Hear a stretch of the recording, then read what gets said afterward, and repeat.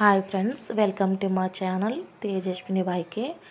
కొబ్బరికి నేను 4 కాయలు ఒలుచుకున్నానండి. పాలు చూసారు కదా, నేను ఏ విధంగా తీసుకున్నాను. అందులో కూడా మనం కావాల్సిన ఇవన్నీ తాలింపు చూసారు కదండి. లాల్ మొగ్గలు, దాల్చిన చెక్క, పలవాకు అని వేసుకుని ఆయిల్ కాగిన తర్వాత గ్రేవ్ చేసుకుని రైస్ అనేది మనం ఈ విధంగా తీసుకుని ఆ పాలు కూడా అందులో యాడ్ చేసేసాం కదండి. యాడ్ చేసిన పాల్లో మనం ఏం చేయాలంటే కొలత ప్రకారం తీసుకోవాలండి. వాటర్ అనేది తీసుకున్నాక ఒకసారి మూత పెట్టి చూడాలండి. మళ్ళీ తిప్పుతూ ఉండాలి. తర్వాత మనం ఏం చేయాలి, రైస్ ఉన్నది చూడండి, ఆ రైస్ కడిగేసుకుని వేసుకున్న రైస్ మనము అవి పాలు రైస్లో వేసేసుకోవాలండి. అంటే కొబ్బరికాయ పాలు రైస్ అంటారు, కొబ్బరి రైస్ అంటారు దీన్ని. చూడండి, ఒకసారి మళ్ళీ ఇలా తిప్పుకోవాలండి. మనం తిప్పుకున్న తర్వాత